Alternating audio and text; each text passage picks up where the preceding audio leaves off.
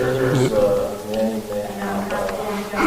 viewers just dying. So Jen, if we're changing the order, do I have to say that the agenda is amended? Yeah. I don't think we need to amend it because Okay. capital is still going to be 4.1. It's just the order inside that. Okay. Just need to know how to read this. You're welcome to the money. All right, welcome everybody to our special budget and strategic planning meeting for the night. Just before we start off again, as we'd like to acknowledge that we are gathered tonight on Treaty 5 territory. Those are the traditional lands of our neighbors, the Opaskwayak Cree Nation, as well as many other Dene, Cree, and OG Cree people, and as well as the homeland of the Métis Nation. So look forward to having some good discussion tonight, and with that, we'll call the meeting to order. Can we have somebody adopt the agenda, please? Resolution. Resolution number 2023-229, moved by myself, second by Councillor Ward. Resolved that the agenda be adopted as presented. Calling a question, all in favor, opposed, seeing none, carried. So that's 5-4, 5. All right, so tonight we're going to have the department managers actually walk us through some of the capital items for the budget, and I believe from the discussions we've had earlier, it's really to try to get some early approvals on capital so that we can get things ordered and get stuff moving quicker. There's a lot more work that's still got to be done with our budget. And I know our staff are working diligently behind the scenes to try to get this done early in 2024. We still have a lot of challenges ahead of us with that. One other note, if any of our followers are watching at home, we're going to make a slight adjustment on our capital review as one of our managers is traveling today, and we'll be sending him on his way. So with that, Laura. So the first part, I provided you with a summary of the items that we will be carrying forward into the 2024 year along with the new items. So what we provided you is a write-up on all the new items tonight, so it can be discussed and approved, and we can go ahead with these. So just so I can make unless you were going to summarize that, we're carrying forward about $1.04 million worth of capital from last year, right? I never added it up. I added it up real quick today, so it's about $1.045 million. From what I understand, the staff had actually went through some of our old carry forward capital and sort of reevaluated whether it was worth it or not, and these ones we're pretty committed that next year that these will get completed off. Correct, but the two at the top are ones that we put money aside for every year. So they are listed as carry forward, but they are essentially, I guess, in a sense, new every year. One of the ones we will be talking about is the computers because we're increasing that value. Okay. Yep. No, that makes sense. Okay, so if Cody, you'd like to start with Just before we go, just makes sense. So just when I look at this though, the two public works trucks, those are already ordered. Like some of this stuff's in progress or no? the RFPs were written, we had to repost them. Okay. So they'll carry into 2024 then? Most likely, yes. Okay. The likelihood of somebody having something on the lot that will purchase right away, or even by the time the RFP closes and everything gets approved, we'll be moving even into January if somebody even has something on the lot we can purchase. And then the tandem, the same thing then? We had no bidders, so we had to repost. Oh, okay. So when you have no bidders, can you just go shop around? Technically, yes. Okay, good. Okay. Okay, so from the fire department side, they're smaller in terms of asks, but we'll start with the small one being the fire gear extractor. As we move forward with the cancer prevention movement, Manitoba recognizing another couple types of cancer caused by fire this year, we're doing our best to step up our game for firefighters. So currently we have 2 heavy-duty washing machines. They're household washing machines, so they're not exactly designed for the job that we're putting them through. So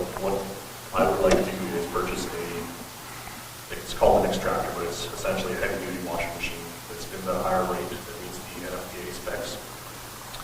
So just for our benefit, Cody, what would be a higher rate? Like, I don't know anything about a washing machine spin I'd cycle. have to look at the RPMs. Basically, it spins at a higher rate to remove the carcinogens and contaminants within the gear. So if we go into a house fire, our gear ends up absorbing all the soot and other chemicals.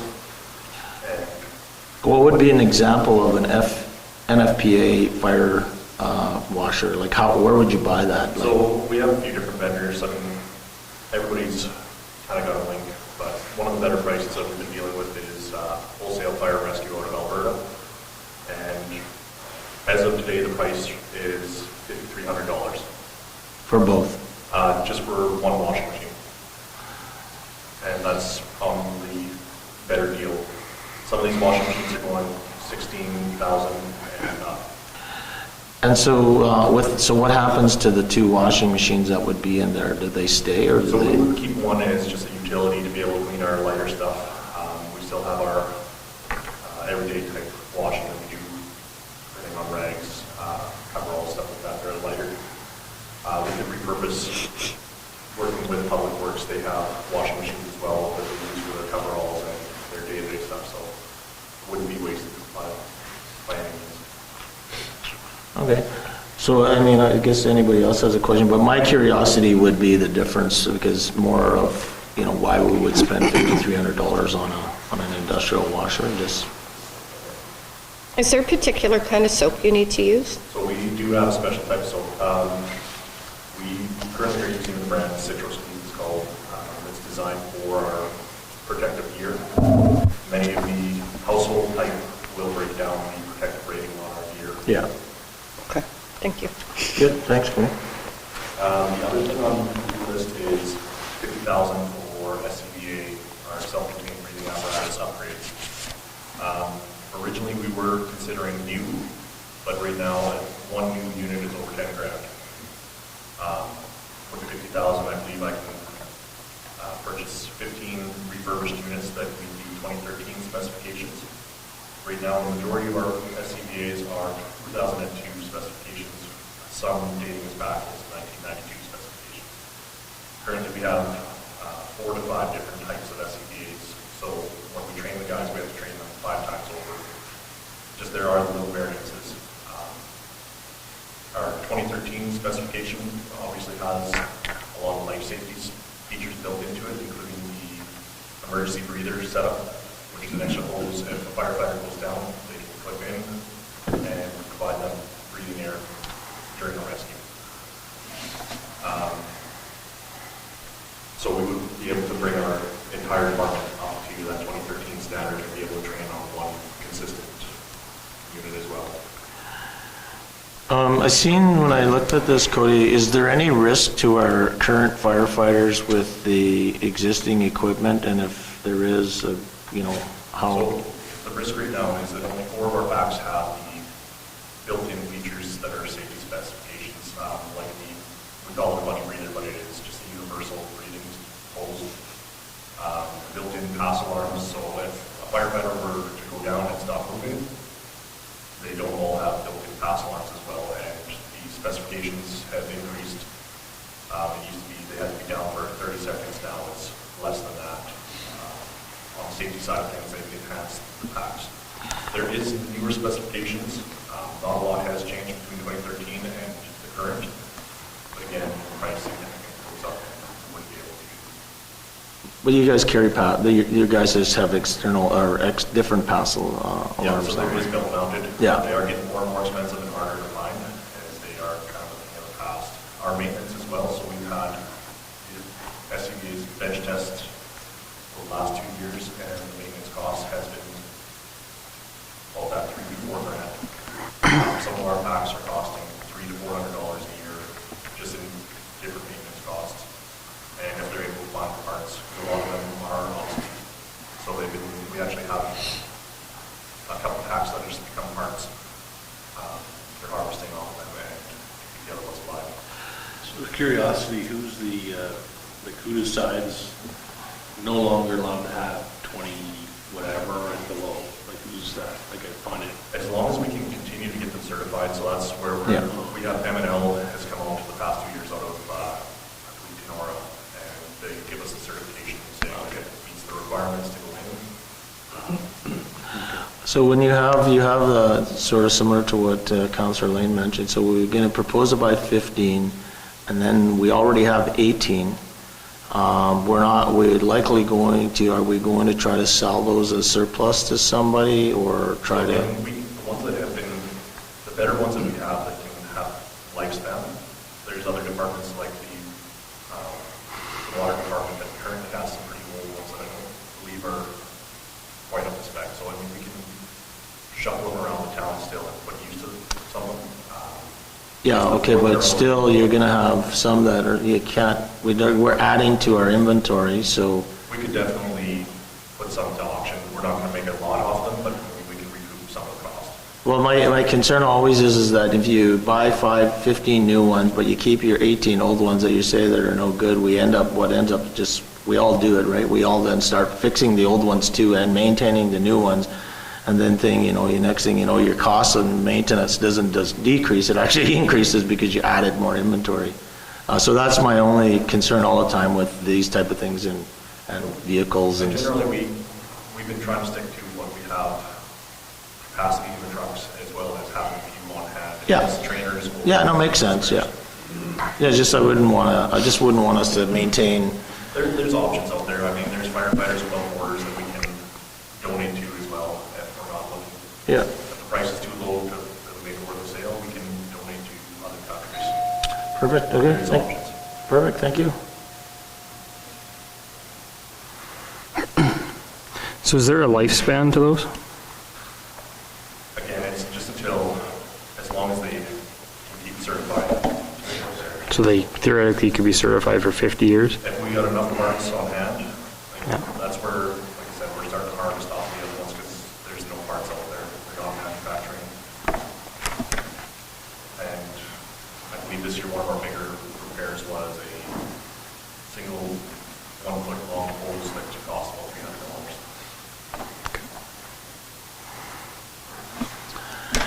I don't have any more questions, any of you guys, councilors, everybody's good? Yeah. We were thinking we might get out of here in the next 15 minutes or so. Oh, no, we're in for a long one. No, that's good. Well, welcome, glad you can make it, councilor. Thanks for being late. Yeah, no worries. Heard you retired guys do a lot of working. Okay. Anything else? No? Thanks a lot. Good. very good. Thanks, Cody. Perfect.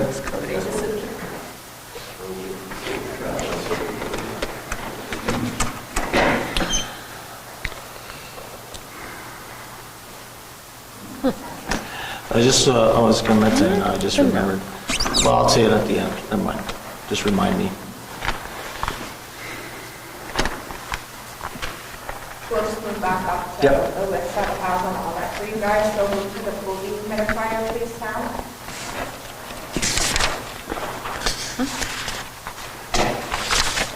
So this one we didn't have on the capital summary, but Sam will speak to that.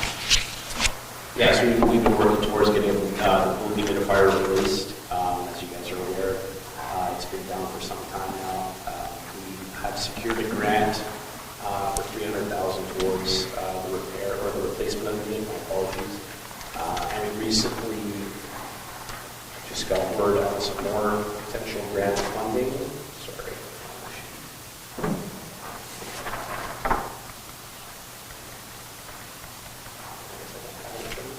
It's an infrastructure grant that was released. Rural strategic infrastructure funding. We believe through that fund that we can qualify to make up a bulk of the rest, depending on how we want to spend that money. Obviously, that would be a decision of council how we break that up. We think that's a very key place for some of the additional dollars that can come with the fire. Along with staff as well. Along with the staff goals. So we have a little bit more digging to do. That's predominantly how we're going to pay for it. We will have more information probably by the next week in terms of how we finalize that.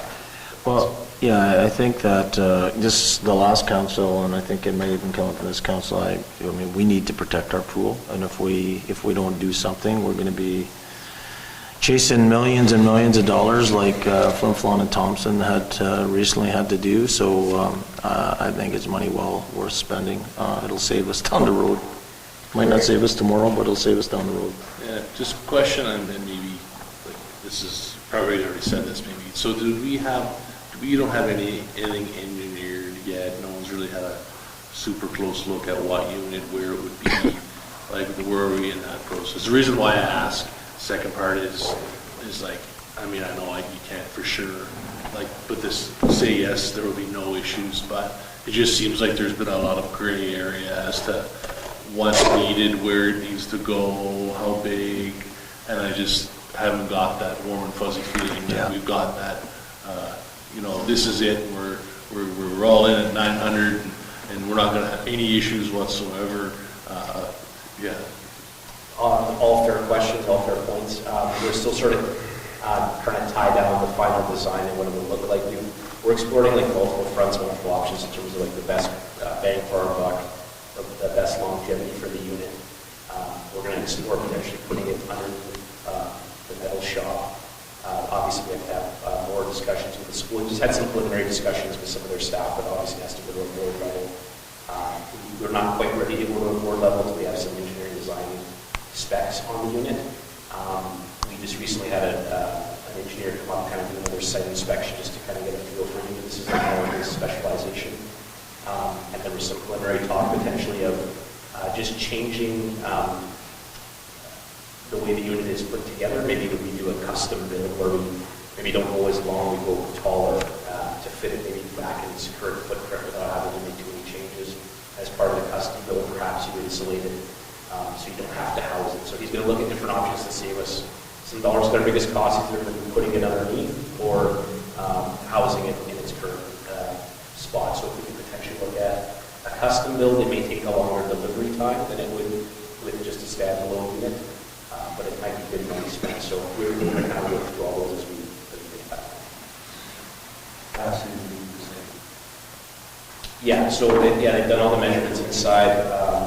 I don't know if the capacity will be the same. The capacity will be appropriate for the facility. Be designed for the facility and the load that's there. We're not. No one's really sure how everything was put together originally, so I don't want to speculate on that.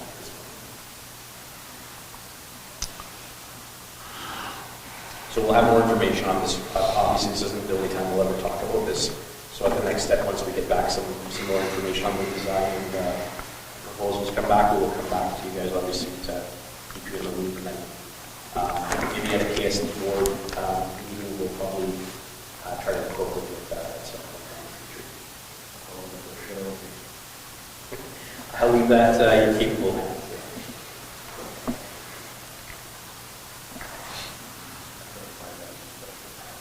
There's a lot, there is also a little bit of LATCO funds left that we had, as managers, kind of, when we were doing up the little projects like the lighting and the waxing of the courts and all the rest of it, trying to see how to deal with the remaining part of it. There's roughly $200,000 in council support this project. So we should be able to, as long as this other grant staff will cover everything under what we currently have for grants and reimbursement. Yeah. Any questions about the part? Is the Vactor the next on the list for you guys as well? Pardon? Yep. So yeah, the Vactor, so the Vactor's in need of some overhaul in terms of replacing or repairing the auxiliary motor. We're looking to send out, we're just waiting on a temporary rental unit to be available. We dug into one potential unit that would be arriving in Winnipeg either by the end of this week or beginning of next week. However, the unit doesn't have a hot water recirculating system, which in our frigid weather would potentially render the unit useless on -20 days. So we thought we had a solution. Good thing we spent an extra day or two, and thanks to the staff at Public Works that also been here for all the work on this. It's been kind of a very arduous process to kind of look at this. And the preparedness we sent away is a big deal because if we send it away without a backup plan, we'll potentially put ourselves at risk. So, Sam, just for, and again, hopefully there's somebody watching, but they might look. Just for everybody's information, what's the cost of a new one if instead of buying a used one? And if we don't do anything, if we just said let's just not do anything and not have one, like kind of what's the impact to the community? So our Vector, I would characterize it as probably one of our most important pieces of equipment. And it is a what? What's a Vector? A Vector is, this unit that we have is for cleaning the sewer main, so if you're having a backup in a residential area, business area, this is the unit. This would be the first call to come out to action. Like a big suction? Big suction, truck. also with the sewer jetting capability.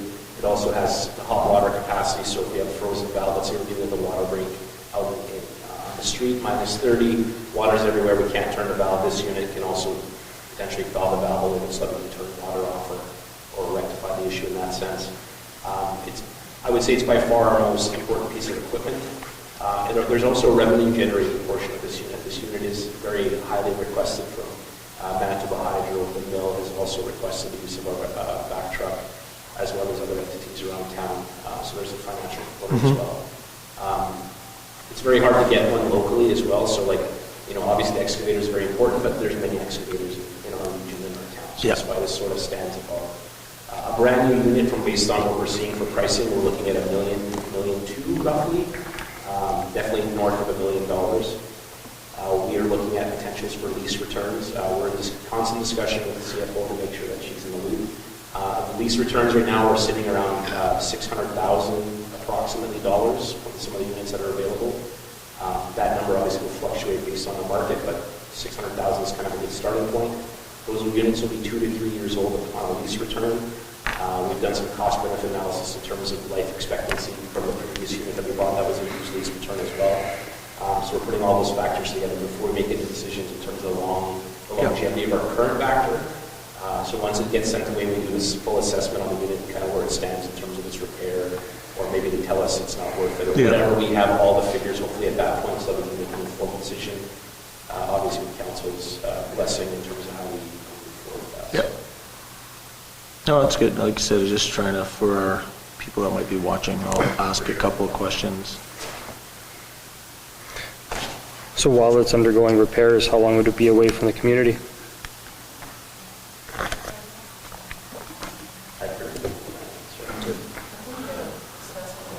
Sorry. Yeah, Councilor. My apologies. Councilor Okay. Allen has a question. How long would it be away while it's undergoing repairs?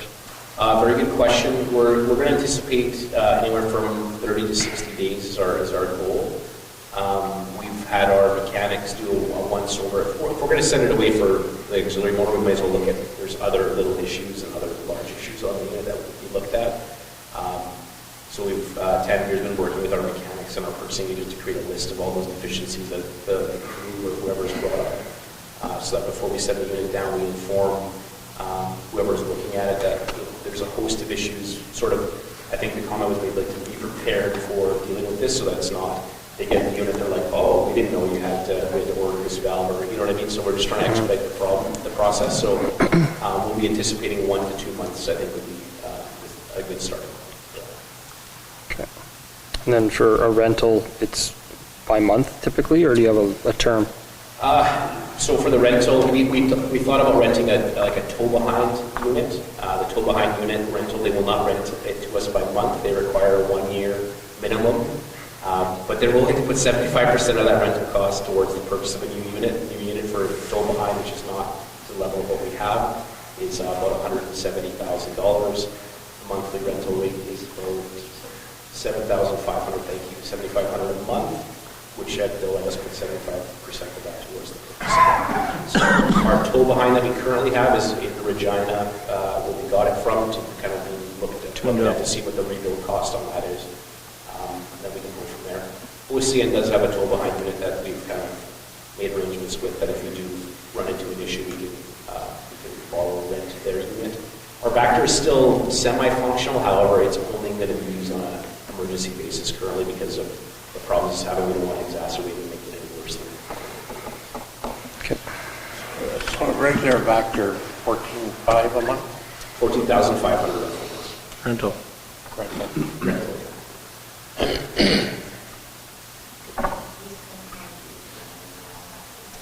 lease payments are identical.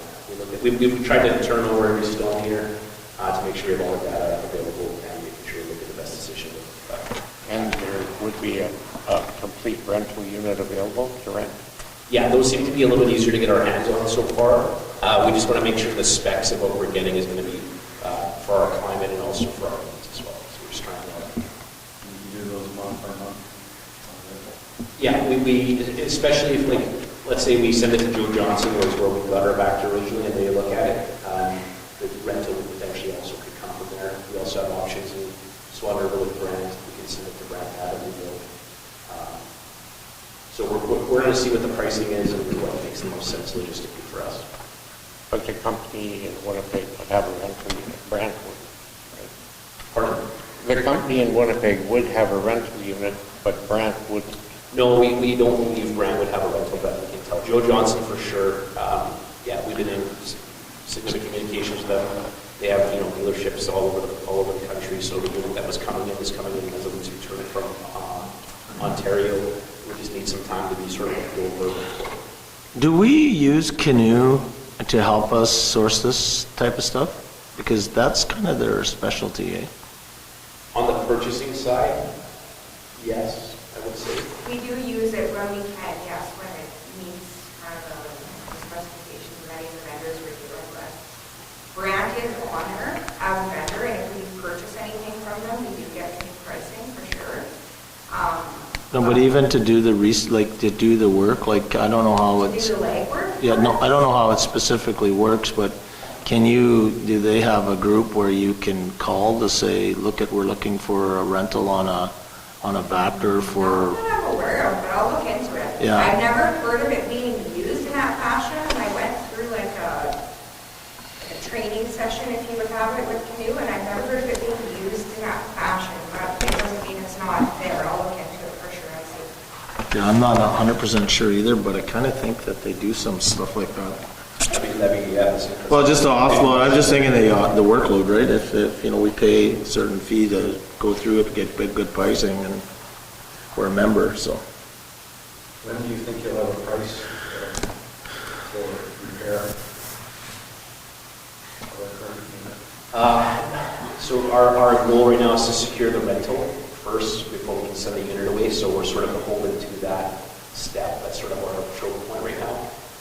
We're hoping in the next week or so we'll have that sorted out so we can send the unit away.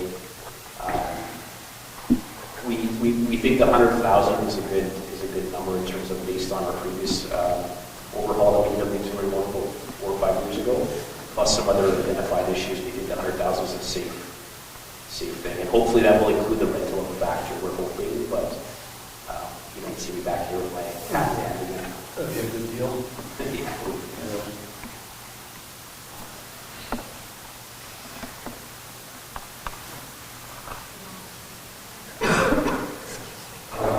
So one of the projects I've taken over is kind of a continuation of the camera system overall for the town.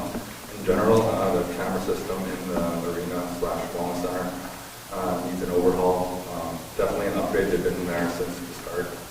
So we're looking at not just upgrading the system so that we have better access as managers, but also adding additional and more better quality cameras so that the sight lines outside of the arena and outside and in around the wellness center can provide some security there for the traffic going in and out of the outdoor rink, the parking lot, the wellness center parking lot, and especially the new skate park have eyes on there. And potentially even in the ball diamonds with the new rinks that are so that we have potential to put access there for cameras too in the future. So, Yeah, I know this is something that council talked about a couple of months ago as well. I think that, I believe we're interested in also not just around those areas. I mean, this is an important area and there's a lot of activity, but we also just talked about other parks that we own. And we hope that we can get some sort of option of, I know that there might be some legal issues, but we'll still ask is that the live streaming, not just for a select few to review, so that we can sort of raise that level or raise the exposure of those parks to have more eyes on it and those type of things. So I did talk to somebody a couple weeks ago, and I know there's been some challenges with doing that, but because they talk about putting it on, if you put it on somebody's personal business, it's like it's down in Swan River, they got money to put up cameras, but then there were some discussions that it had to go on a business or something, and there's grants for these type of things, so I think that's the way the world's going. We should probably have cameras downtown in our main areas, and just to deter anybody that's... So I'm hoping that, I know this is the wellness center and stuff, and I had it on my list, but I'm hoping that we also included that discussion we had with council a couple months ago. So I don't think that's enough money. That was just for the wellness. Yeah. You're looking for downtown as well. Parks, we said sort of all over the place. So what Swan River did, they partnered with The a chamber. prevention grant, and I looked into that grant, and I was told in order for us to access funds through there, had to be through the RCMP detachment, basically. I think the Chamber of Commerce in Swan That River. was not the email that I got. It does have to be through It the had to RCMP. be through RCMP that it got access. They had to be the ones to request the funds basically on our behalf for that particular grant, the same one that Swan River got there is done for. So we can Okay. have that conversation with RCMP and see if that's something they'd like to partner with us, but they have to be the ones to request it. I spoke directly with the people who issue the grants, and that was what I got from them. Yeah, I That's don't the know what proceeds of crime? Pardon me? That's the proceeds of crime grant? Yes. Yeah, I do. Yeah, the RCMP have to sign off on any Yes. application. I guess, I'm not sure where the money's coming from, but, I mean, and council makes that decision, but I thought that we talked about this a couple months ago, that we wanted to see this and a price on it. So we do need to see a price to do that type of work, to cover more than just town. And when it comes to where the funding will come from, I guess that we can decide at that point in time where we're going to go to proceeds of crime, the RCMP, chamber, public safety, comes out of reserves, wherever it happens Do to you be. want us to broaden this particular scope now to include downtown and parks? Yeah. Keep them separate. Yeah. Keep them separate. I think one of the, part of the conversation I remember anyway was looking at possible companies that could actually do the work, because the challenge obviously arises when, if you're talking about a park, how are you powering a camera? Is it going to be a solar camera? Do they even work? What's the reliability? Are we digging a trench 150 feet somewhere? Probably not, to cover a park. That was kind of the... Put it on a light pole that are in every single park. Yeah. With a The guy- 360 camera. Yeah. So there was those. We have to figure out what our options are too with regards to kind of, like the public and their exposure with these cameras versus any liability issues. You know what I mean? Like, maybe talk to Swan River and see. I mean, I've talked. Were they limited? I've talked to them. I guess what we're going to say, though, what I'll say is that unless council is changing their mind now, we want to see, we had some people or some youths beat up in a park. There was a big issue. One of the things that we committed to is looking at the possibility of increasing our cameras exposure all through the community. And then, and so the last time that we had met on this is that we were supposed to get some sort of pricing back and whether we have the ability to do that.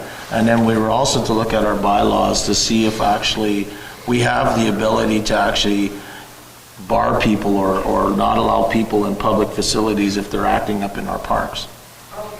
So- I misunderstood. I thought you just wanted cameras in and around the wellness center. Yeah, sorry. That's where the was- incident happened. Yeah, we thought it was just in the incident area. That's our misunderstanding then.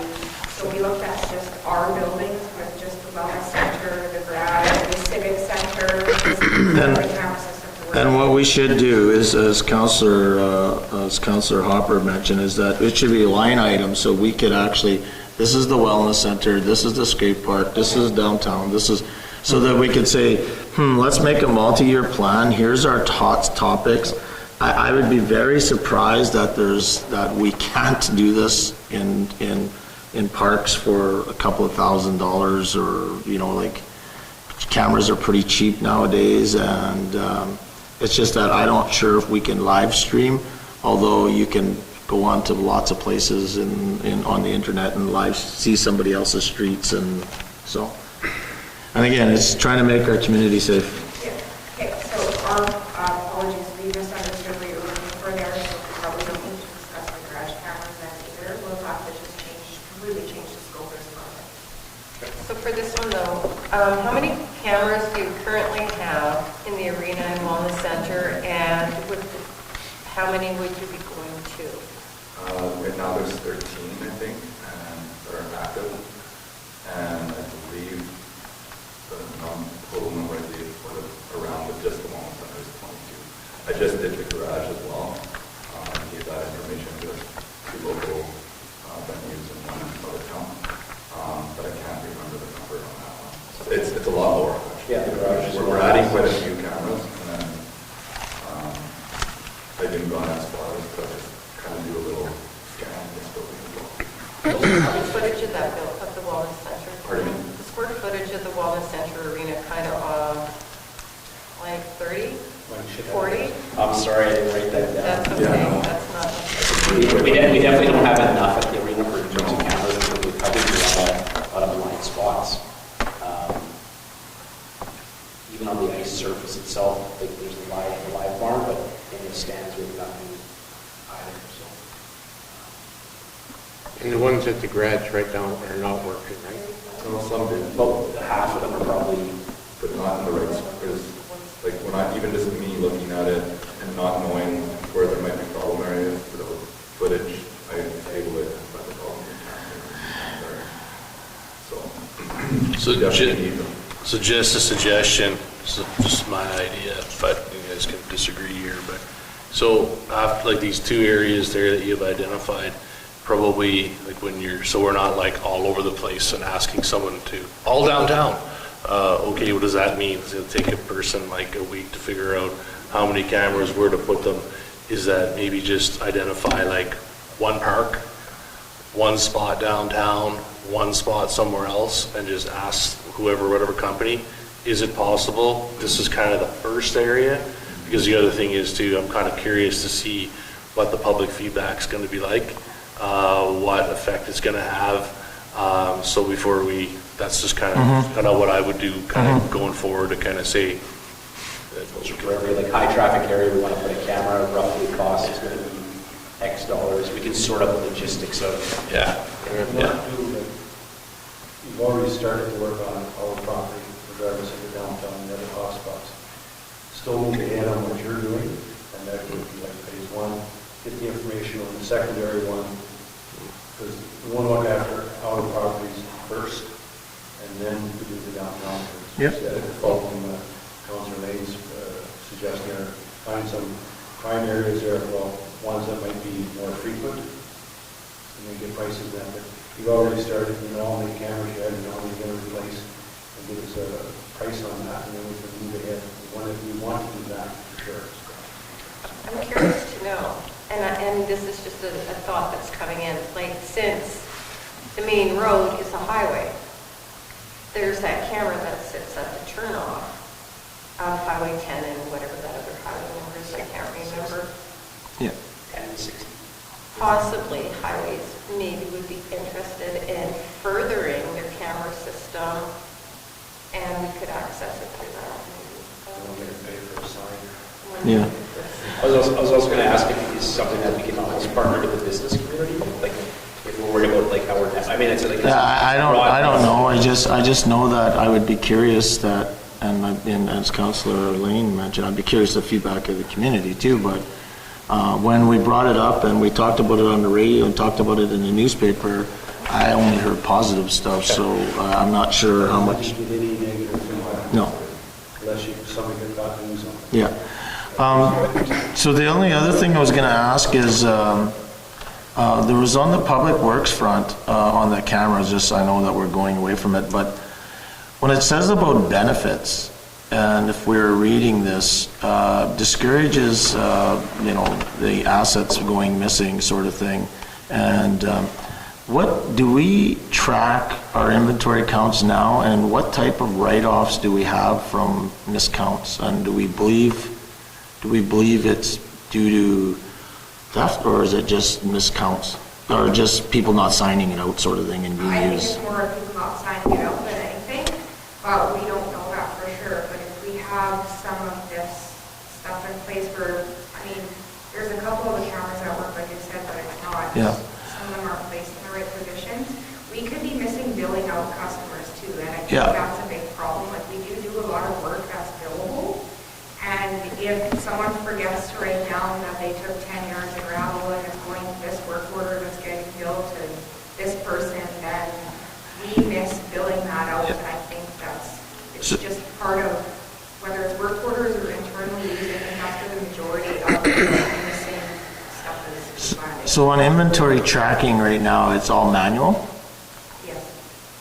And so the stores guy just keeps track of it on a spreadsheet or something, or? Well, it's kind of, I guess, a mix of manual and a mix of our system. So we manually records every day on a written up sheet of paper of who's taking what, and who records it into the computer. We are manually doing the counts. We don't have any scanners or anything to that effect, and then we're reconciling between what's been counted and what's left in the inventory based on what we ordered and what we've recorded as being taken out. How often does they do an inventory count? Right now, he hasn't done a full inventory count yet. He'll be doing one this month for year end. This is our new guy that. Yeah, but did they do it once a year, or they do it all? Normally, there's test counts that are getting done, but as he's been training, he just hasn't really had time to wrap his head around that. So that's something that will get started again in that new year. Okay. Yeah, there's only one person in charge of our entire procurement. So it's, We don't actually have a backup person for that person. How come? It's just never been a position that we were able to find. Has somebody, it hasn't been presented to our council, has it been? I'm not sure if it was prior to me being here, but it's never been presented by myself, no. Wow. So when he is away for whatever reason, the public works supervisor usually steps in, and he's got a key to the door, so he'll issue any inventory that needs to be issued. But again, if someone forgets to write something down, and it's kind of based on Is there justification for another person there? I think if we could pair it with something else, like an administrative position, to help with some of the administrative work that we would like to see Kurt do, but haven't been able, like, it's just not something that he can do. Should we get a proposal put together for council before the budget season's up? We talked about it, and we can look at putting it into the budget. I haven't gotten all the full details on what that position would look like or what the responsibilities would be, so I wasn't sure if it was something I'd been willing to kind of. there's other areas that we'd also maybe want to discuss when we're talking about positions and stuff like that. So I think it's maybe a future larger discussion that we could have. Maybe it'd be personnel related, so I feel more comfortable maybe in a different form having some discussions like that. Yeah. I guess I just one last comment on this then. Under the benefits, I would change a couple of the words because what we just talked about is not what you just told me.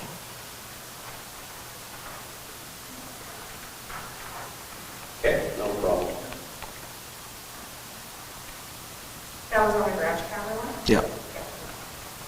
So, I'm sorry, it just kind of bounced back between a couple of things. Do you want us to hold on those until we expand? Or as Gary said, do you want us to move on those and make that like a phase one or phase two? Well, yeah, I think these are probably going to be the most important ones anyways, but I still would like to see a whole list of things, and these ones might be, because it might be a multi-year sort of event. And this could be phase one, so don't stop what you're doing. But don't buy something that's not expandable and can't be merged with other systems, because we don't want to have 15 different sort of programs in place. I'm almost certain we're gonna get the newest and latest stuff, because ours is definitely. Yeah, as long as it's expandable though, right, Joe? Like you don't want to buy an ABC over here that can only go to 12 cameras, but it's the latest and greatest. Yeah. Yeah, no, and that's what I mean, like, so. Ours of the swing is actually completely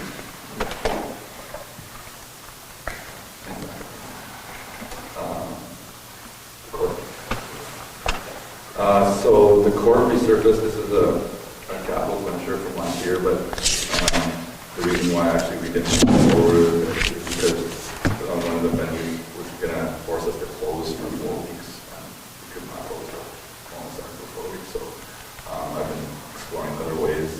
We put out a tender, it's out now. I've had some places contact us on that, and an actual new option has arisen where a vendor has suggested that we rubberize the court instead, and it goes right over top.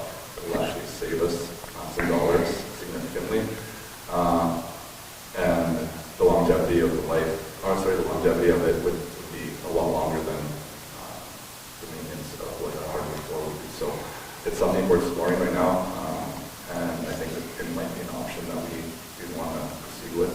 I'm just waiting for a package from that venue to see what it is and how good it would be, and I'd like to explore some other places that are using it. So that's something that I'd say is what we need to do. And how's the surface foundation of that floor? Yeah, like what's the amount of worries, like in some spots? I would say, well, it shows a lot of wear. I think it's from the humidity in the facility at times, where it starts to buckle. But even worse than that is because there has been zero maintenance on it. It hasn't been resurfaced or waxed or sanded at all since I've been part of the Wellness Center. It has lost its kind of grip, so like, I do feel it's a little dangerous when kids are running on the court and they have to wipe their shoes off all the time to make sure you could sweep that floor 10 times a day and you're still not going to have that kind of grip. And so we really need to move on it to have a more safe environment for our members. So, Joe Mark, a couple of things I had is, so you said about the rubberized floor. So what is the savings to do that, and is there a cost difference? I'm waiting on that from the venue, so I don't actually know the dollars. Is there a cost difference? There's a cost difference, yeah. It's the venue that contacted me said it would be significant, and the install is a lot easier than what they have to do to come. Like they said, they could come in and do the sanding, and redo the lines. It's just going to cost more. It's going to take more time, and we would potentially have to close for maybe a week, just depending on what kind of equipment they have, so it's of all the dust that's going to fly up. If we had a court in a separate building, like say at school, where you could just close the doors and contain that would be different, but it might be massive if we didn't do that, so. Are these numbers accurate to refinish and sand and wax? The 100,000 that we've set aside, Yeah. that's above and beyond. So what is the actual number to do this project, to do the sanding of the court floor and the refinishing? If this is above and beyond, what would the actual number be for this project? I do have a number that I can give you, but I'm not sure if it's appropriate to say it. One of the schools years ago was like $60,000. Yeah, and I think we got to keep in mind, so when how I look at the budget processes, this is sort of high-level numbers. I mean, when we get down to knowing the actual specific dollar value, this should get us in the ballpark, and we should be close. I mean, the guys are going to be plus or minus 20%, sometimes a little bit higher, a little bit lower. When it comes to the competitive bidding, it's how it works. The only other thing I would ask, and I always like to do this, is so if we don't do anything, so what? What's the impact? It's not that safe. What do you mean by not that safe? I just mentioned. Well, it's going to get worse, but what? Like again, is it going to cost us way more money down the road? Is it? Yeah, we'll deteriorate. Yeah, it'll just get worse for kids running on the floor. Yep. The buckling, it'll happen regardless. Yep. But we can fix that now. We have that opportunity that needs to be done. And the rubberizing has thrown a whole new, kind of wrench in the system in terms of just from a pure maintenance standpoint, not having to repaint the lines. And but we want to that's an easy thing for them to say, but like Jomar said, exploring other places and what they're doing, I think would be huge. Yeah. Something you've already done, maybe so it looks like in 5 years. Yeah, the gentleman that I was speaking with, he's going to send me some venues that have it. So when I'm there, I can take a look at it. Yeah. My only concern with the rubberized floor, and not to add all it's experience with rubberized floor or not, but I think for some sports at certain levels, it does take away us being a venue to use that for. Okay. Now, what we use it for in the wellness center, 99.9% of the probably the users. I think it would actually, it would invite more, well, for volleyball, it would definitely invite more use for that. Yeah, yeah. We do have a high ceiling, so that helps a lot too. Yeah. And we've seen rubberized floors that are not great, so Yeah. we're aware of some of those pitfalls that we're trying to kind of be mindful of. That's why, as Joe Moore said, like, looking at other facilities that have this identical sort of system. It's not something that's in a way. Pretty effective in basketball games, so I might be able to touch the rim again. And again, so just, we'll close up on this, but the reason for that question is around sort of risk management and asset management and stuff like that, right? So it's really trying to get our community members to understand that we're doing this because there's a reason why. It's not just because somebody's slipping, or that if you don't do something, there's a higher risk down the road. It gets significantly worse year after year. The likelihood of experiencing those consequences are going to get higher. And so we talk that sort of language, then they understand that, we're not just painting the floor because, or building the wall or fixing the roof for the sake of just doing it. No, that's good. Thanks, Joe Mark. The next one is the wellness center equipment. This is just an ongoing thing, so replacing our Olympic platforms, our Olympic barbells, those have been there for quite a while and need complete replacing. It's just wear and tear. We're almost at the end of the plan to change out all of our cardio equipment. So we still have 4 ellipticals that have been there since day one.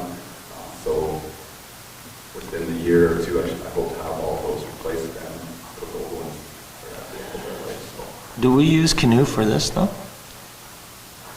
We use Canoe for anything we can.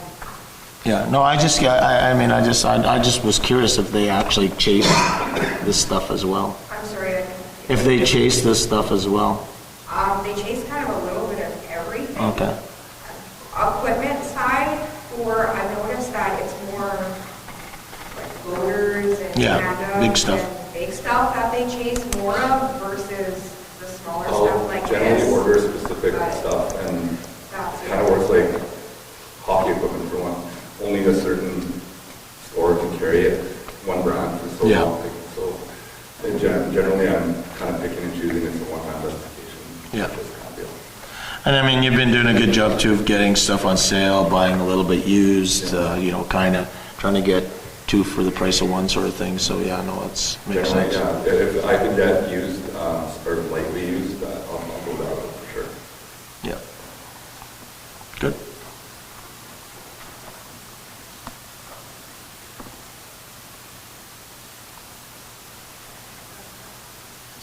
Civic Center front step repairs.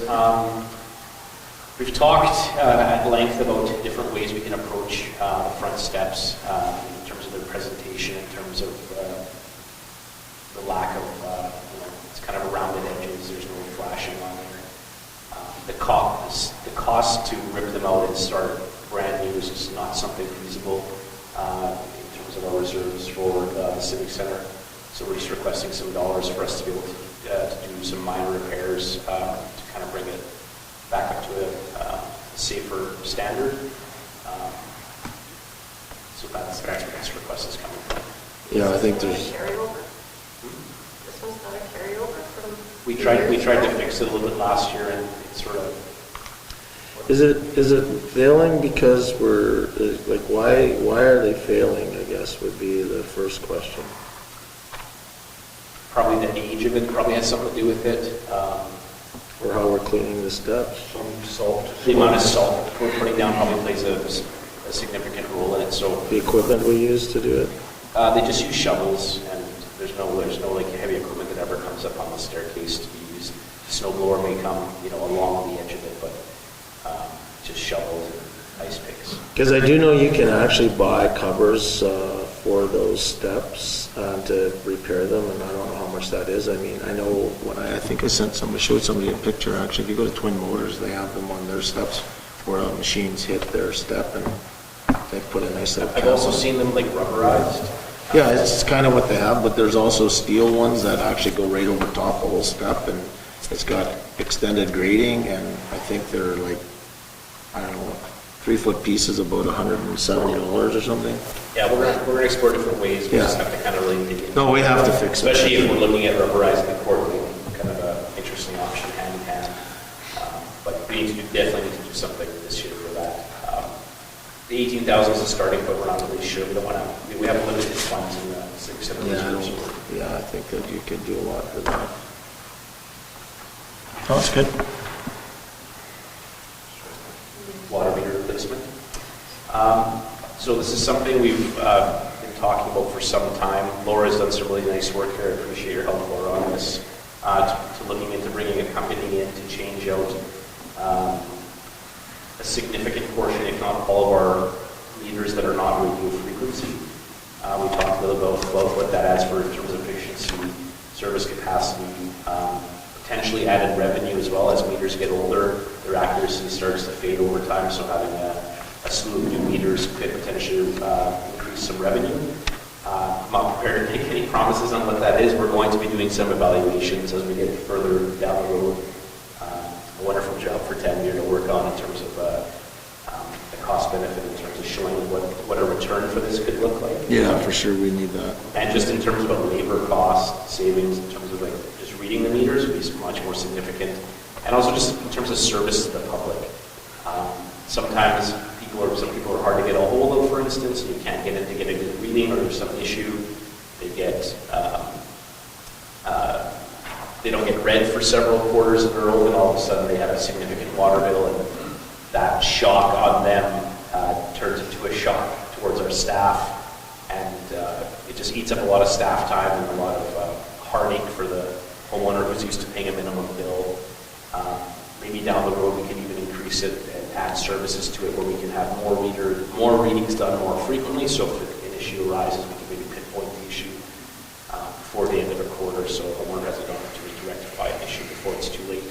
I know Portage La Prairie, this is some years ago, have a RFI system throughout the whole community for the meter reads, and there's towers set up in the community, so they're getting like daily reads, and their network is so sophisticated they can pick up on leaks immediately and notify people.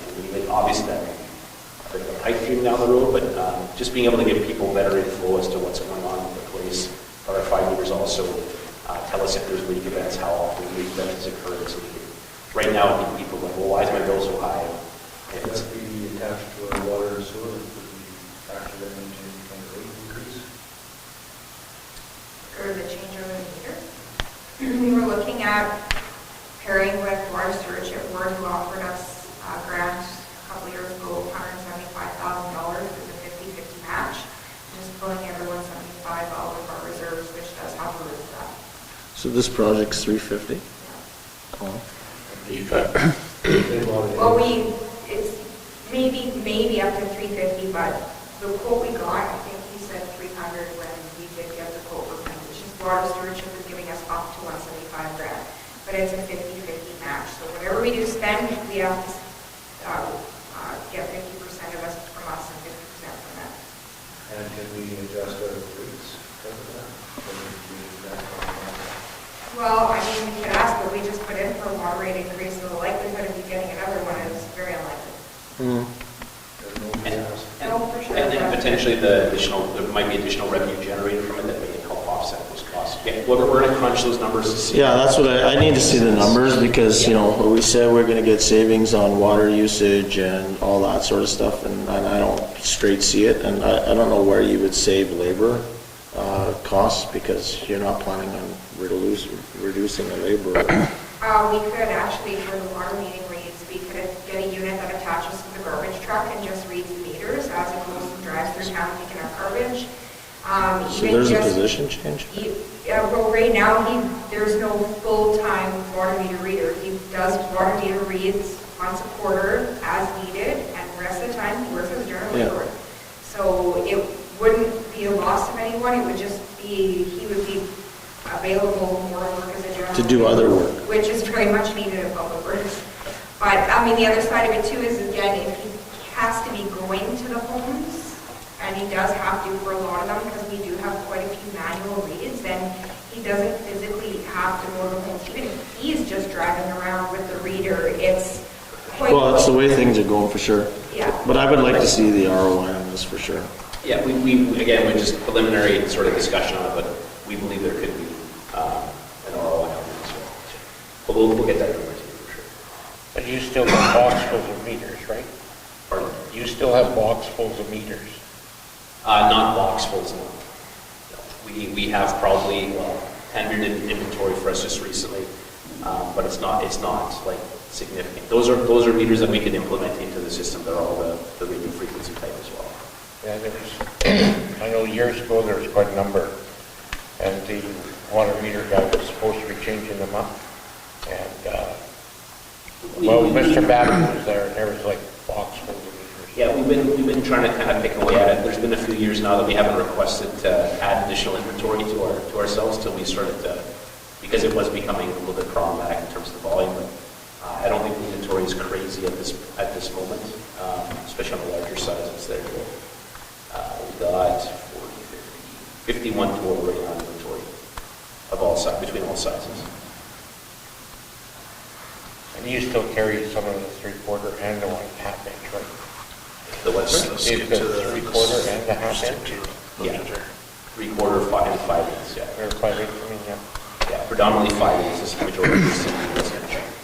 Okay. So how many meters would we have to replace? $175,000, but no, I don't know. I don't have the exact number. We have to do, like, again, but there's more digging to do before we kind of can provide that. There's definitely a significant amount. Like each meter, each residential meter is anywhere between $700 to $800, I think, right now per meter is what the cost is. So. Okay, well, more details to come on that, Sam. Capital paving. Capital paving. So as part of our strategic planning, we talked about bringing forward a 5-year plan. Year 1 of the plan is being presented here as part of our capital, which would be the shade and pave of 2nd Street and Railway Avenue. This has been done in concert with discussions with Mr. Reagan, kind of providing some of his expertise and guidance as well. This will be kind of the last artery or collector, major artery collector through town that isn't complete. First Street would be the other one, but First Street's a highway, the highway through town is the highway. But if we get this done, 2nd Street's done, 3rd Street's done, 7th Street's done, Cathedral, Smith, Laughlin, all those. So like all our main federal fairs through town will be done if we get this completed, which I think would be a huge success. Is this one of the priority ones that would be based on the main streets and based on condition? Based on use, use being the primary and condition kind of being secondary. When we start to get into after this one, when we start to look at residential streets, the level of detail and how we kind of do the pitch on what we do is going to have to be a lot more detailed, because if you start paving someone's street versus somebody else's street, you can imagine that's going to create a bit of motion. No, good, thanks for that. Any more questions? Do you have, whatever, never mind. This will include also any site fees or costs or any curbing repairs and all those additional sort of additional works for this. And you must have like another list in terms of like, if this comes in at 1.1, then you have. I was hopeful. So on that strategic plan, I had a couple little, we'll call them in the back pocket paving projects that I've had some requests from the wellness center to get the wellness center parking lot paved. Yeah. When you have a lot of elderly people coming through the Absolutely. area, physiotherapy and whatnot there, that parking lot doesn't get a lot of traffic. It is a fee-for-service facility that we run. That's kind of been put out there as a possibility. So in the wiggle room, if you guys are good with 1.5, if we can fit additional projects, I'd love to make those cases in front of you. Yeah. Obviously, the Winton Pool being another high priority one, we can kind of a longer discussion we can have later. Councillor Hopper? No, I think good idea, good vision. Looking back, how about the ski jumps on Treasure Drive and that other street, south. Reader. Donald, that's like this. Reader. Reader. What can be done there? What would it, like, just a matter of cutting out of maybe gravel, would that be better for? I feel that that would be a temporary solution, based on every time we have to dig in that area, based on the ground conditions we see, it's very problematic. Yeah, there was a time where we dug a water line and we almost couldn't reach the cage anymore for how much was caving in from that break. I remember a poor lady that lives right there had her trailer for sale, and every day she had to watch her yard get gobbled up by just caving in. So, I mean, we could try to shave down the bumps, bring in like a cold planer to try to like smooth them out. Just as we're doing other paving projects, people that live there have lived there for 10, 30 years. It's nice in the wintertime when the valley's filling with snow and it really doesn't pick it up. Yeah. No, yeah, there's a lot to be done there in terms of investigating before we can. Eggshell. I'm just very, no, it's on our 5-year capital list for Eggshell and Traeger. Because I have lots of friends that live in those areas as well, so I hear about it all the time. Yeah, Jomer's mother is very cool. One last thing though, Sam, we can move on to, so this year, could we see the breakdown though, like you mentioned, the project cost, but also see the curbing and those type of things included into the cost, so that maybe that, it might be more cost effective to have a contractor come in and lay all the curb at the same time, especially a long street like that, like if they got a machine that can just, if there's curbing required sort of stuff. Yeah, so that's a good point. I think we'll use the McDonald example because they're doing an overlay. It was sort of problematic in terms of some of the curbing, so we're gonna have to kind of work our way through those difficulties. To get a company, let's say we use Maple Leaf last year, so we'll use them as an example. To spray their curbing gutter crew up here is a significant cost. So unless we plan on spending.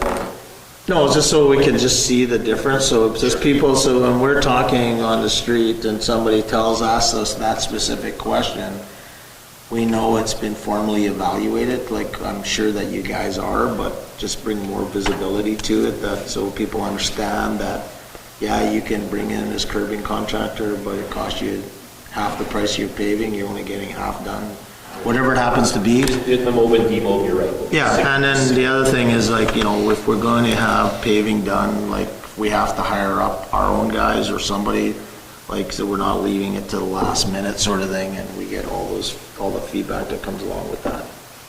Yeah, I can imagine that was a great feedback. Yeah. Because they have to bring up their whole machine, or can those, are they a little bit manageable in terms of like they have some people that can just do that work as well? They have an entire separate crew for the curbing, so they have the paving crew. Everything is specialized to ensure that, like when they came up and did LaRose Avenue, they brought like a transformer machine to do the curbing. It was actually amazing to watch how quickly they can lay curb, but I think just the mob and demob on that, just the unit, is like $90,000. But if there's sections, I'm sure they can manually do it as well, right?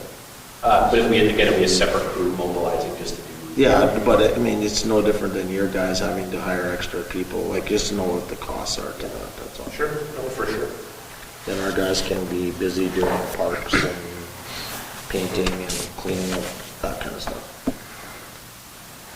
So have you contacted the rail company to see if they're gonna pave their area at the same time? Not as of yet, not until I get the good news to look at them. But yeah, that crossing would be definitely something we'd like to look at.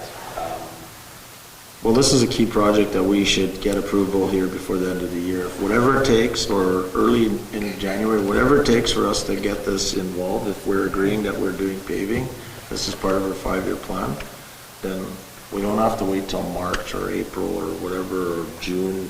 Let's just get it approved and get it going.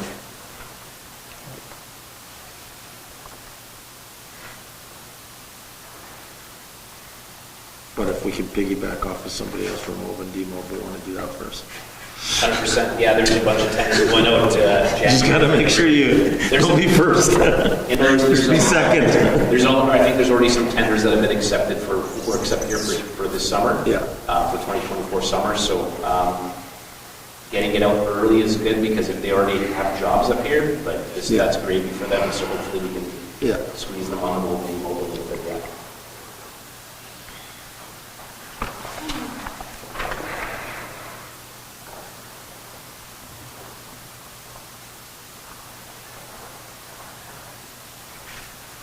Okay, so if there's no more questions, we've done that on a prior one. So Yep. the airport water line, I apologize, Trevor's sick today, so he's not here to speak to it. Trevor from Moscow, currently we have a water line that is not buried properly out at the airport, and it freezes every year, and it causes us an issue with us having to get water carted into the airport. The rough cost of that has been about $6,000 to $7,000 from roughly November, sometimes all the way until June is when we've had the water line thaw. So there's been a significant operational cost to the airport the last couple of years, especially with getting the water hauled in. Sometimes it's once a week that they're out there putting the water in. So we'd like to look at getting either this current line dug up, insulated properly, or potentially moving this water line. He's been in contact with a couple of vendors that have given us some options, even the option of a recirc pump. He'll have to get it, I think, evaluated a little bit better, but the rough estimate the last person gave him was maybe about $30,000 to get the line dug up and insulated with some new piping. But again, he's going to look at a couple of different options and see which is going to be the best solution for the airport. That's the one to the hangar?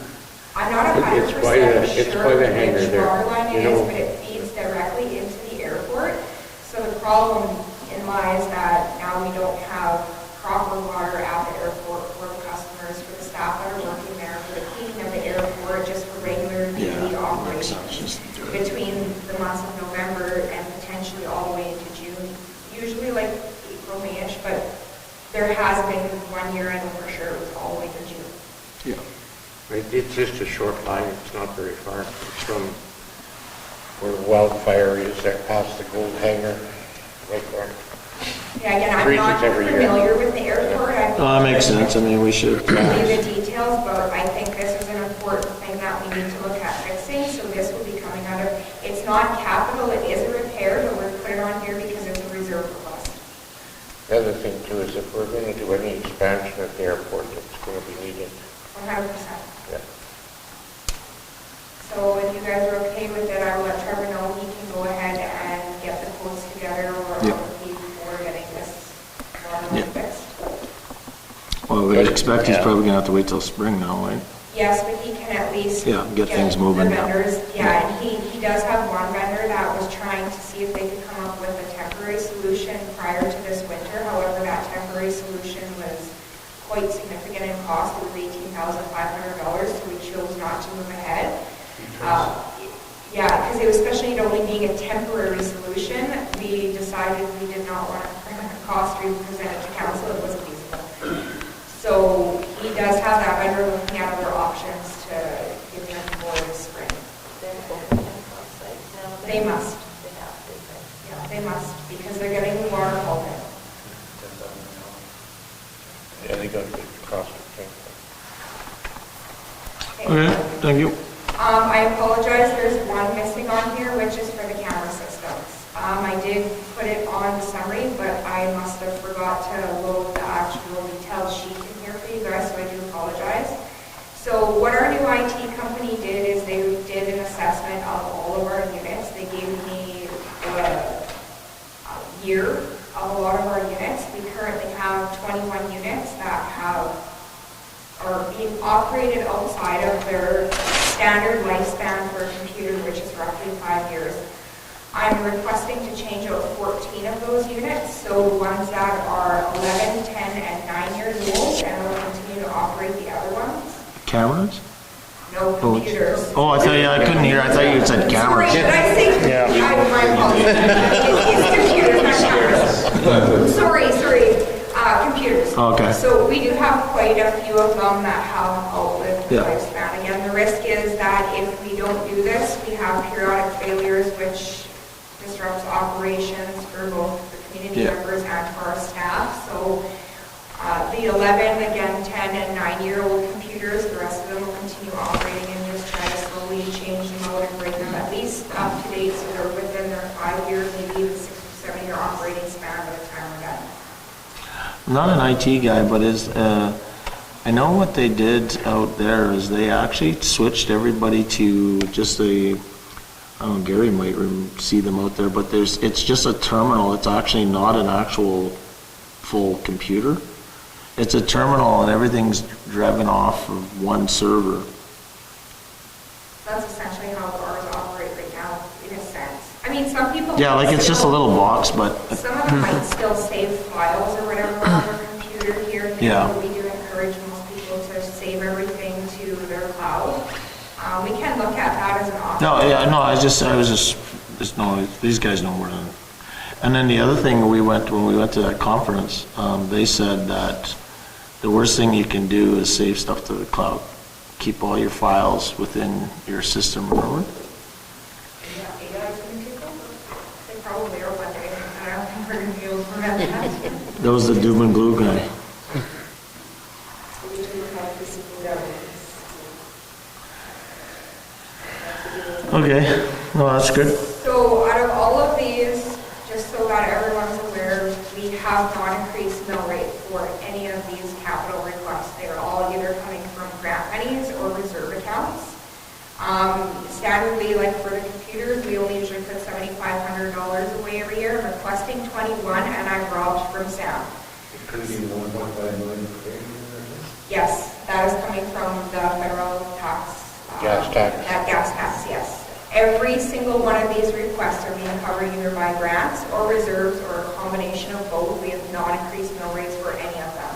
Okay. So, just wondering, now that we've kind of gone through them, you guys know where the money is coming from. Not that we move ahead with the projects, but can we at least move ahead with RFPs to get solid numbers down to present to Yep. council for... Yeah. I mean, we're 99% there. I think if there's something might surprise us, and I'm not saying that but I think we're pretty well there. I have one question though, and sort of comes through the CDC and the discussions we've had maybe in council, we were talking as well. When we talk about, remember Sam, around load capacity of if you think of our community as a whole and we're thinking about growing and stuff, should we have an actual line item to have a study done on the capacity of the community? When I talk about that, I know the landfill capacity is not on there no more. We've talked about that in the past. The electrical load distribution, that's something that maybe Hydro can provide us. Our water treatment plant, I think, might be on there, but our water treatment plant production, how much water can we produce? When it comes to the infrastructure and age, I know we have an asset management program, but do we need to look at our community as a whole and see where sort of our hot spots are, that if there was development to go, if all of our land is in one area, if our development is going to be over there and it's not actually suitable to go there, then do we need to start driving reserve money into that?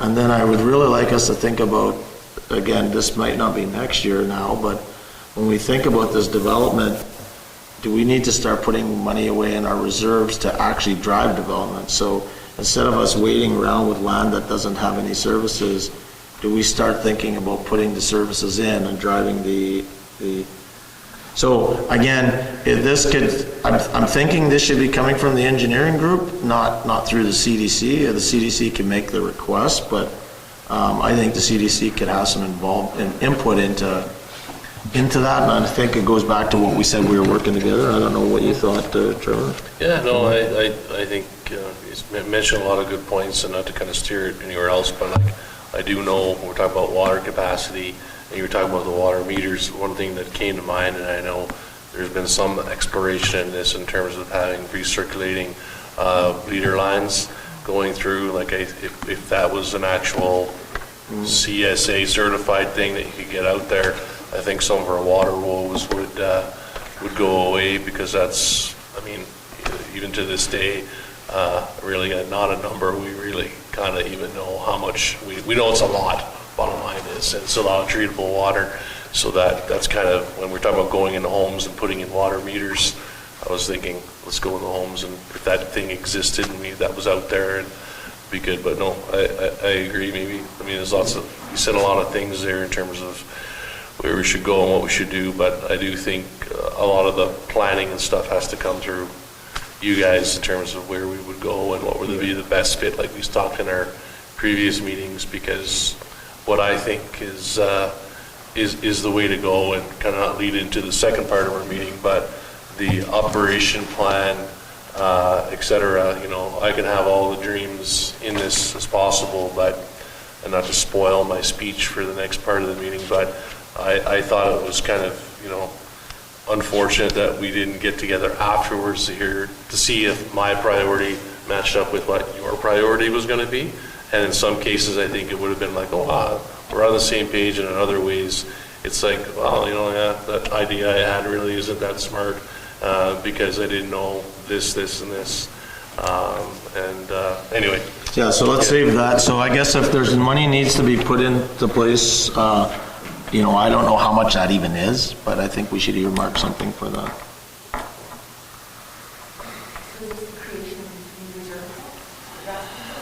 Well, I don't know if that's where we end up right now, but I don't know, like, I don't know how fast we can drive this car.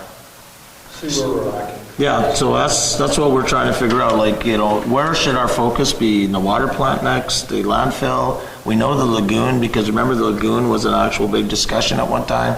There couldn't be no upgrades, no hospital, unless you had a better lagoon. Now we got one.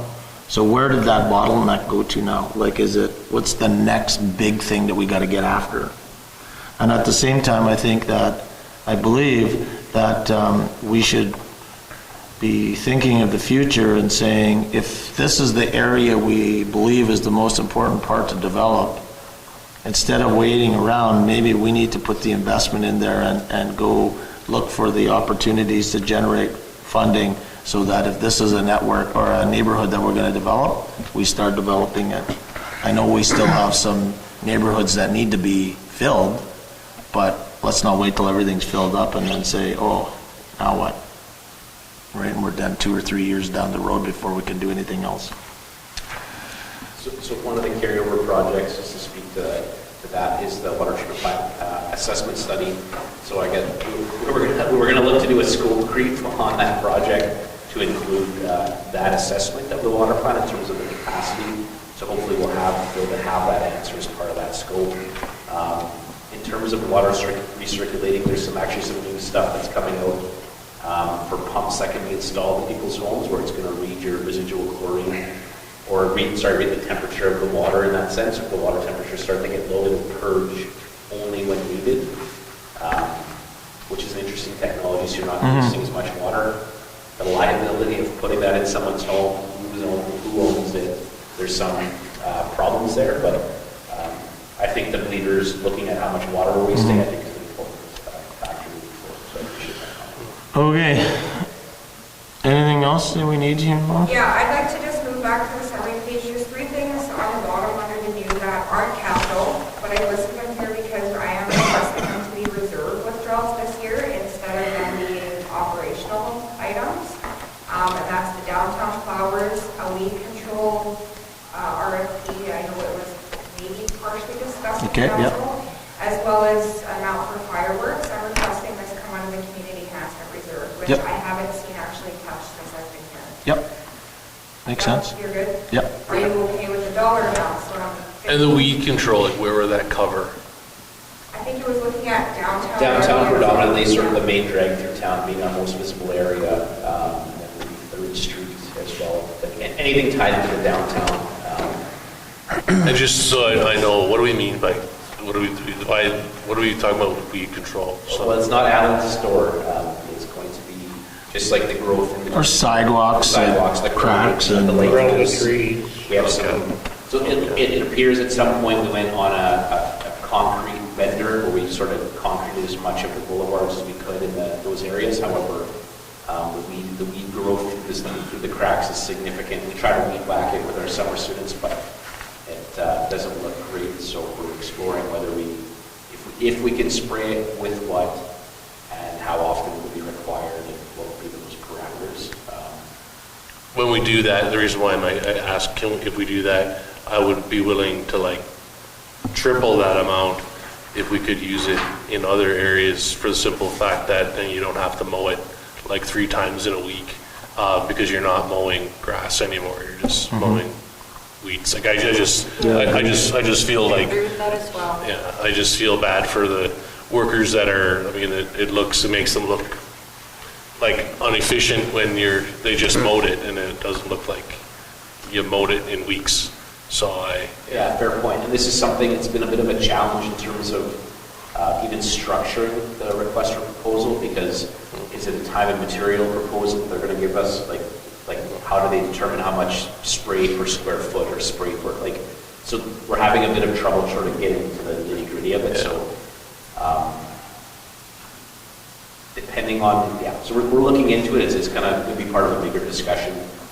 We don't have anyone certified internally to spray certain types of weed killers, and with all this sort of issues with some of the weed killers on the market, are they legal, are they not legal, why are they still being sold in the box stores if they're not, why can you still pick it up? yeah, obviously safety is number one, but to me, invest as much time into as you can, because for some of the summers we've had in the last 10 years, they've been so dry. To me, it's just like you're saving so much time, because now you can do these other jobs because you haven't had to mow in weeks, because it's just not. Yeah, that's okay. You want to increase from 10,000 to something else? If need be, if Whatever is needed. We're waiting to hear back Yeah. a little bit in terms of what the possibility might be. So it's good to know that we have more wiggle room. We appreciate that. So we'll have the RFP and present it to council. Yeah. Okay. Another thing here was fireworks. I know that it was mentioned at a council meeting that maybe we don't just budget for Canada Day, maybe we also budget for if it's trappers or if it's Christmas or whatever it is that you guys might want to do, so I'm not sure if 5,000 is enough. We have gotten an email that it looks like there's a few people that are getting together to put a big fireworks show for this year. They're estimating it to be roughly $30,000 to $40,000 just for Canada Day. So I'm just wondering if you guys maybe want to consider putting that up, or if you're okay with it. Well, I think our contribution of $5,000 would be pretty significant, to be honest with you. Like, Just for Canada Day. It's equivalent to 5 minutes. Apparently, it's $1,000. yeah, what I'm saying though is that if we have a $40,000 fireworks show, yeah, that's just the Canada Day.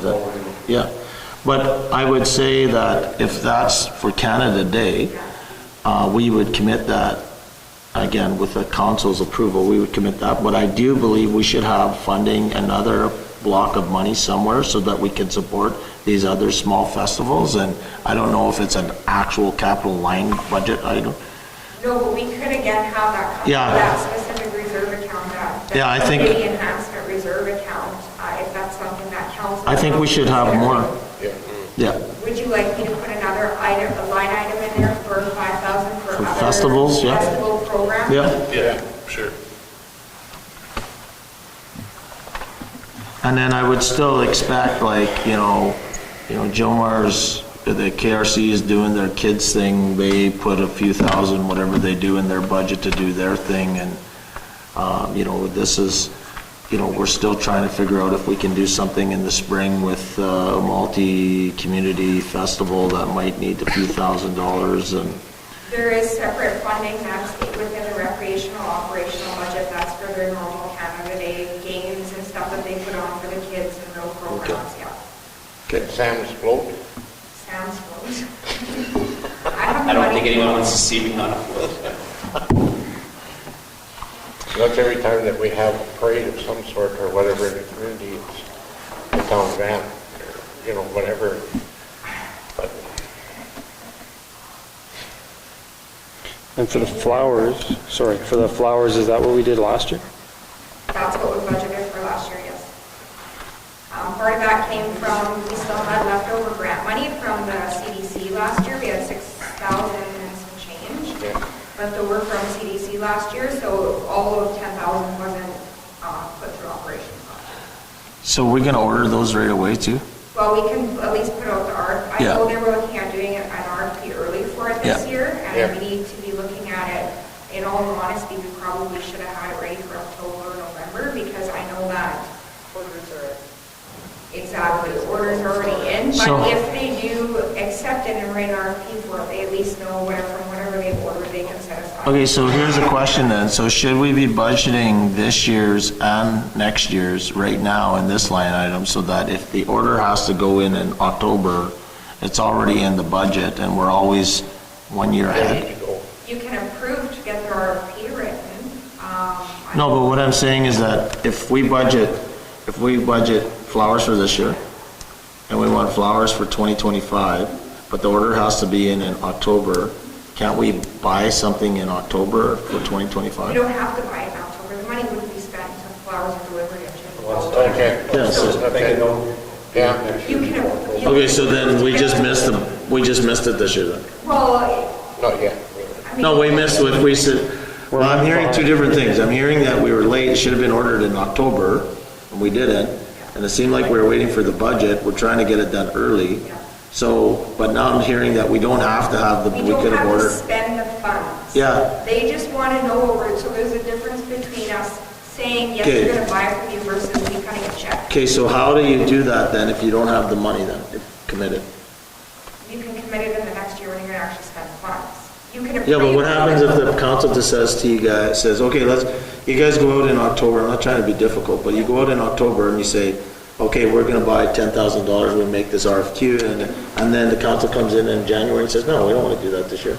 You can pre-approve it. Another good way of doing it would be write an RFP and issue it for 3 to 5 years and award like kind of we do some of our other services. Well, let's do that, yeah. Let's do So that. award it for 3 years, you know, Yeah, no, I hear you, so, Yeah, that sounds I like more. that idea.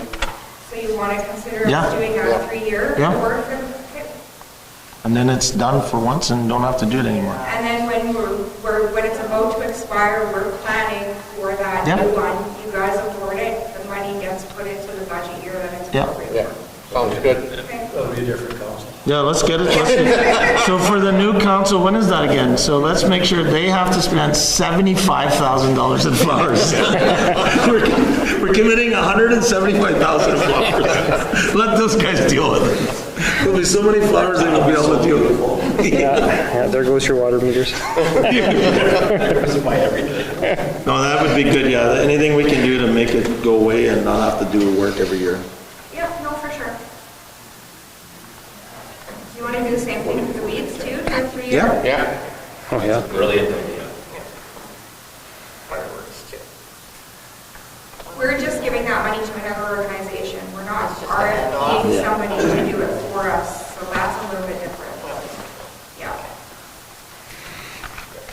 Any other questions, concerns, comments, regards to capital? No, the only thing I would ask though, when I wrote down is that, so I love these sheets. I mean, this is a great start of outlining sort of the things that are gonna help us. And what it also does is it creates good history for capital down the road. So, because a lot of things will start repeating. But the only thing is that I would ask is that when we say things in here, if we could put some facts in there. So if we're saying we're gonna save money, then we should have some sort of idea what we think we're gonna save. Like, it's not, nobody's getting their feet held to the fire on this, but if we're trying to make the decision on what it really is, then we should have some good background on that. And then I would just be cautious with words because, it could raise some red flags on sort of these things, and if it's not really that, you don't have to justify, like, you're providing us with the facts, but don't make sure they're clear, that's all. Yeah. I agree, especially surrounding safety, right? Safety and like governance, right? When you talk about, that's our role as governance, and then we see a word in there that doesn't look like we have strong governance, so then we should be trying to figure out what's going on there. Yeah, the public are reading these and they'll take those words literal. Yeah.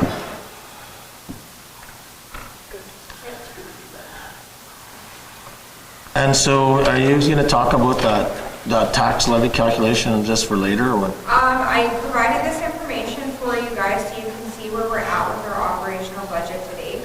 So I received all of the manager's operational budgets back, and I wanted you to see where it stood so I could get a feel for what you guys think of how it's going, as far as taxation goes and what you're comfortable with. The first page is our page 8 from our financial plan. Some of you guys will be familiar with it. Some may have to re-familiarize themselves with it, but it does provide our mill rate. And at the bottom, on the left-hand side, I provided a difference between last year's and this year's, both in mill rates and percentages. I don't know if you're all Yeah, so, Yep. so when I looked at the mill rate increase of 1.4, right? Yeah. So, but RCMP mills were increased, the RCMP increased by 3.09 mills, So right? what that means is we've taken from our operational budget to make up the difference. We've cut our expenses in our Wow. operational budget to make up for the other, basically 1.683. Yeah. So what I was gonna say is I'm not really comfortable with that, Okay. unless I understand what we've done to actually either increase revenue or where we've done to do things better, cheaper, less expensive, because, There is a few places where we have increased revenue, and I am going to give you guys a Okay. detailed write-up. I do Good. have details for you, but again, this was more just so you can see Yeah. where we're at right now, and then I provided you with taxation examples so you can see what that would mean Yeah. for an increase in tax. because right now it looks like we've reduced taxes. I guess, Well, we did reduce taxes because we don't control RCMP costs. no. So we're actually, we reduced our taxes by 1.6 or almost 1.7. I guess that's another way of looking at it, yeah. I mean, we have to either reduce services then, like we have to do something, like something would have had, or like you said, you're generating revenue Yeah. elsewhere from either service agreements, whatever it happens to be that's going There's to come been a in. few revenue generating areas that we budgeted for, so, and then there's been a couple of areas where we've tried to tighten up expenses. Yeah. So it's been a mixture of that, which we can go through. Again, mostly I just wanted to get your guys' feeling for what that meant for the increase. So when you look at the taxation examples, and you look at a house that's being assessed, for example, your 175 or whatever, you can see how much that's going to go up. Yeah. And then the other thing I would say just around taxes, because I know I'm not one that wants to increase costs, but if we're going to decrease something, I need to understand where it's coming from. But I would also like to know the increase on inflation on here too, and what impact that's having.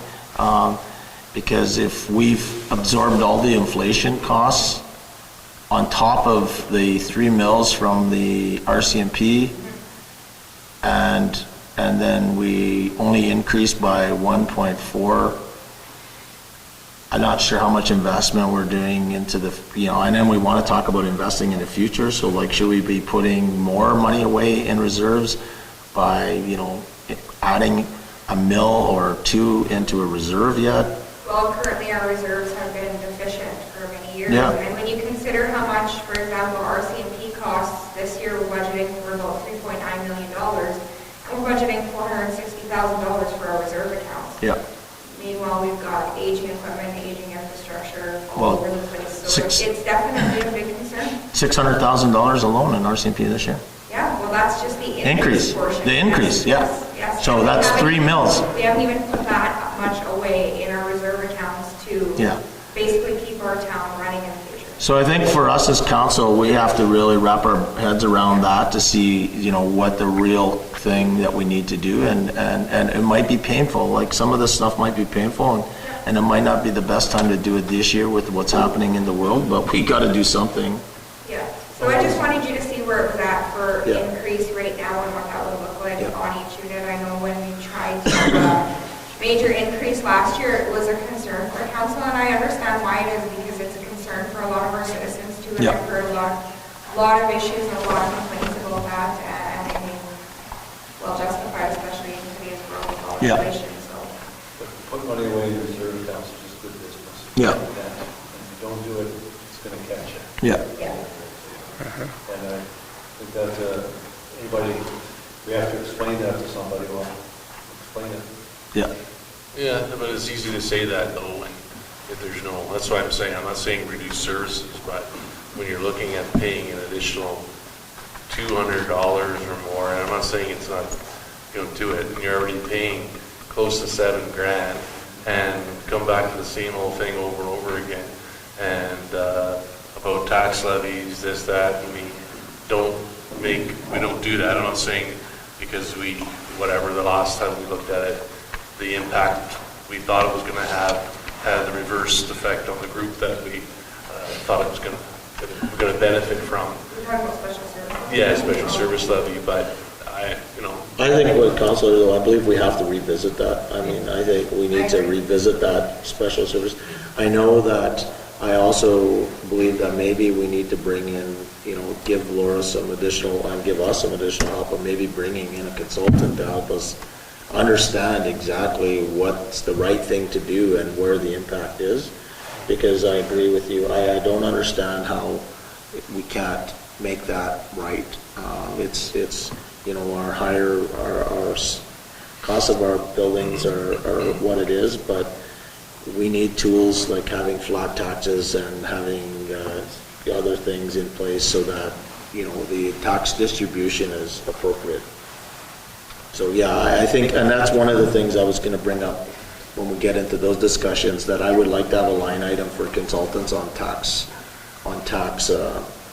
some sort of tax. I don't even know who the guys are. Maybe it's calling assessment services, because when I did talk to them in Winnipeg last time, they're willing to come up here and talk to us about all that stuff, and maybe we have a meeting so council has a better understanding of what we need to do then. The special levy you're talking about, what Trevor's talking about, aside from that, reserve accounts are all by themselves for not only equipment but everything. If we don't put it in there, someone's going to... No, I completely agree with you. And I also, I think that I'm also a believer that borrowing money is sometimes a good thing to do, especially when it comes at your future. You have to invest money to make money. And if you don't have it, sometimes you got to borrow it and be ready for those investments. So that's where we talk about our debentures and what much borrowing power we have and how we actually tie up our cash and those type of things. Where are we at right now borrowing? Normally the threshold is 27%. The number you use? I thought it was 26, but I have to look it up again just to double check. And where are we in there? I can't remember, to be honest with you. I haven't looked at it in a little while, so it hasn't changed over the last year. So the last time I looked at it was probably 8 months ago. Yeah, I can't remember. Councilor Operator, one thing that we do have going for us in our benefit is we have 2 debentures that are coming open in the next little while on the wellness center and the pool, I believe, or a pool roof or something.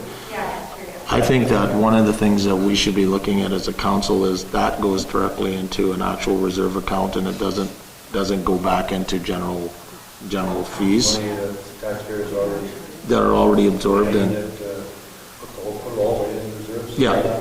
No, that's exactly right, yeah.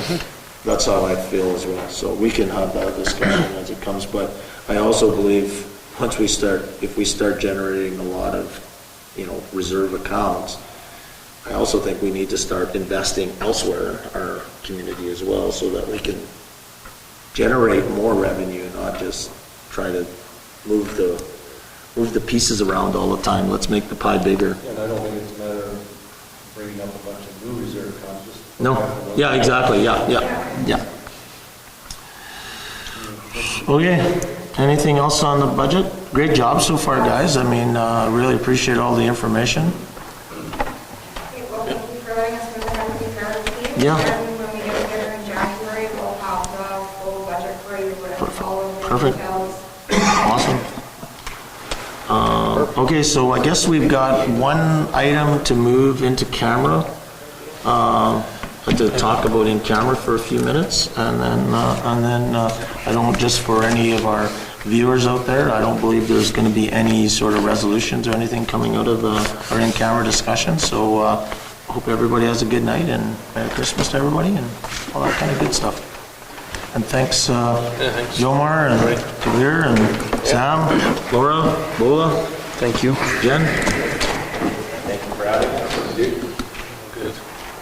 So, resolved that we now move ourselves in our portion of the committee of the whole with Mayor Murphy and the chair to discuss matters requiring our attention.